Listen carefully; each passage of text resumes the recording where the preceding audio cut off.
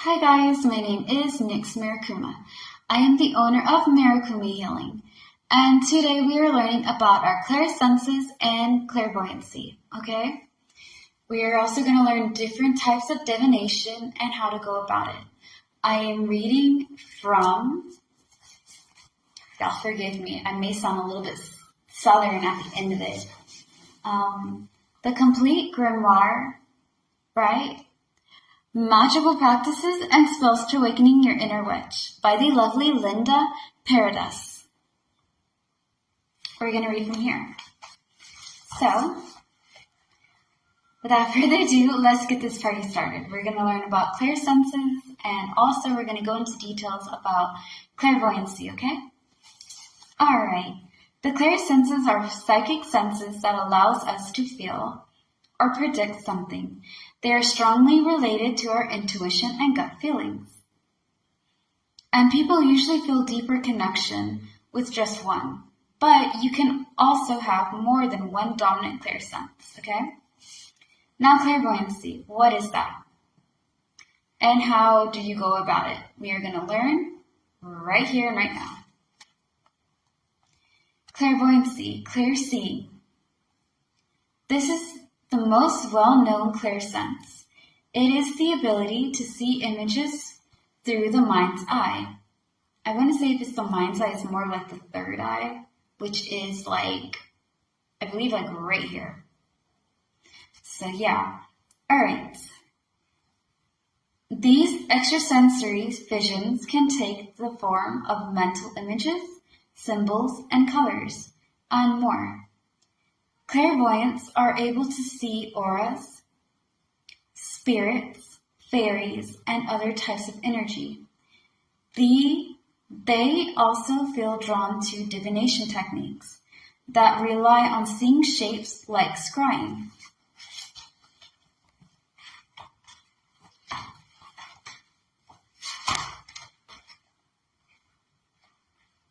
Okay. Oh, there it is. Scrying. Scrying is a practice of gazing into something, usually a reflective surface, to perceive images, words, and sensations. You open your inner psychic eye to see beyond mundane reflections. Eventually, visions will appear floating between your thoughts. So when they say reflective, they mean like mirrors and surfaces that you can see reflection off of, okay? And psychic eye, again, the third eye. So when it comes to like mundane reflections and seeing past that, you're seeing past what you would see with these two eyes, okay? You're seeing beyond it. So you're not seeing it in this physical realm. You may be seeing it more in a spiritual realm.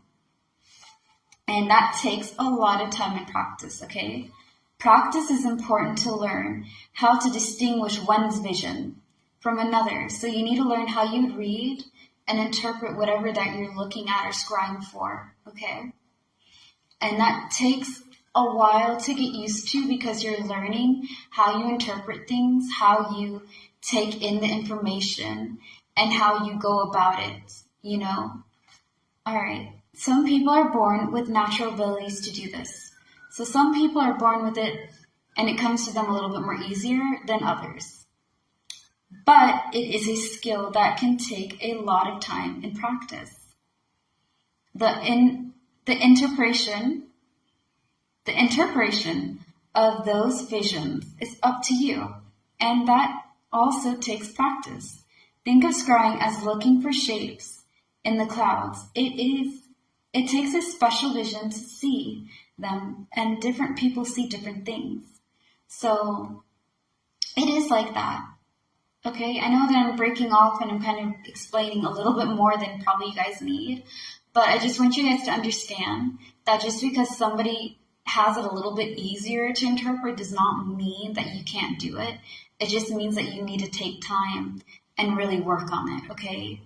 Just like for some of us who are visually impaired, we need to work on our hearing and our senses a little bit more because it strengthens, like it helps us compensate with us not being able to see well, right? So people like me. Anyways, that being said, Practice makes perfect. You do not get it always on one go, and that is fine. Different people do different types of divination, and this just happens to be one of them, okay? Now, the surface that you choose is something very personal. So you can, I would say, get something that you connect with, okay? I connect really well with playing cards. You know, I've worked and practiced with them, and I feel like I can understand now, after going through it so many times, how to interpret it, and I just feel like these are my tools that I can use, okay? They're my comfortable tools. But I'm open to trying new types of divination, okay? Which we'll get into, I guess, much later on. But if you're going to do scrying, or if you're working or practicing that, right, you're not there at that level that you want to be in, it takes time, and also something that you need to connect with. You need to have a bond with your tools.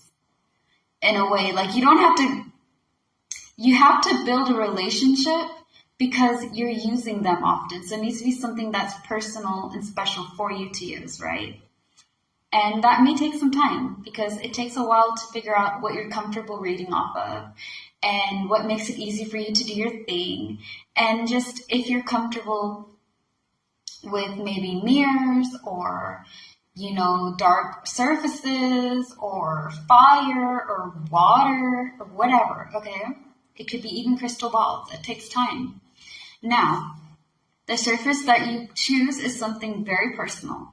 Some of the most common ones are mirrors and polished crystals, like crystal balls.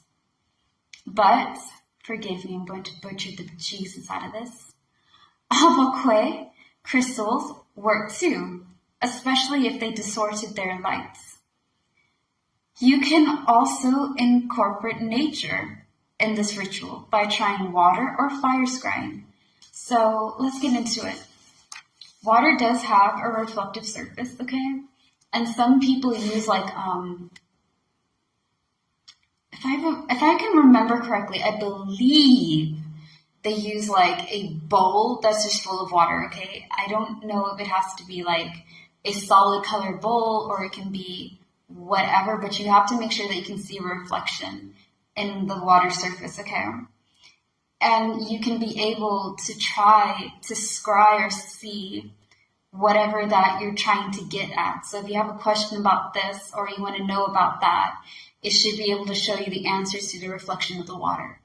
Now, when it comes to fire, you're reading the flames, okay? You're reading the images that the flames are giving you. So it would be like, it'd be something kind of like this, okay? Maybe not exactly, but close to that. And again, it takes time, okay? It took me a little bit, like some months, to try to get down reading cards and being able to understand what the universe is trying to tell me, right? And for you guys, if you're doing this or if you want to try, just make sure that you go about it slow, okay? Start off slow and then see how you can get to it. You do not have to get it right off the time. You're learning how you interpret the image or the visions or whatever the higher power is giving you.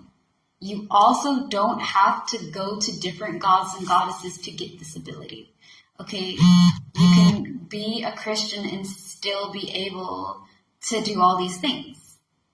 Okay, there are Christian practitioners. Okay, there's also different types of people believing in different types of gods and goddesses, and that's fine too.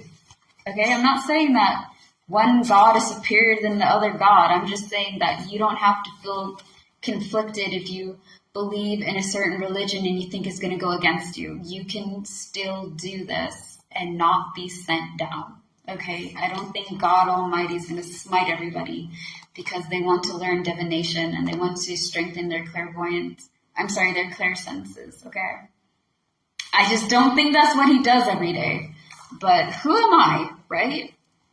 Do what you feel comfortable with and learn what you're okay with learning. Take it slow. All right, next up is going to be about just if you guys have these traits, okay? Peace.